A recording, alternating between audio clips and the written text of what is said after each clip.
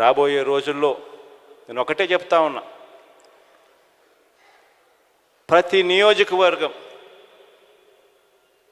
ఏ గ్రామం తీసుకున్నా అందులో 93%, 87% ఇళ్లకు మనం మంచి చేశాం.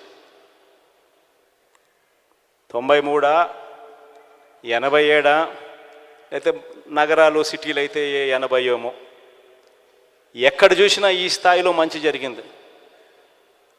మరి 87% ఇళ్లకు మంచి జరిగితే అది ఏ నియోజకవర్గం అన్నా ఉండని, కుప్పం నుంచి ఇచ్చాపురం వరకు ఏ నియోజకవర్గం అన్నా ఉండని, ఇదే పరిస్థితి ప్రతి నియోజకవర్గంలో కూడా జరిగితే చేయగలిగినది ఏ ఇంట్లో ఎంత మంచి చేశామని ఏకంగా లెటర్లు తీసుకొని పోయి అక్క మీ ఇంట్లో ఇన్ని లక్షల రూపాయలు మంచి జరిగింది అని చెప్పి చెప్పగలుగుతా ఉన్నాం. మరి ఇంత మంచి జరిగినప్పుడు ప్రతి ఇంటికి ప్రతి గ్రామంలోనూ ఎందుకు మెజారిటీ రాకూడదు? ఆ గ్రామంలో వచ్చే మెజారిటీ ప్రతి మండలానికి ఎందుకు రాకూడదు?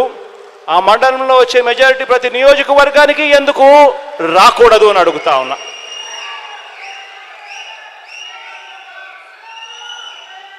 అది కుప్పమైనా సరే, ఇచ్చాపురం అయినా సరే ఎందుకు జరగకూడదు అని అడుగుతా ఉన్నా.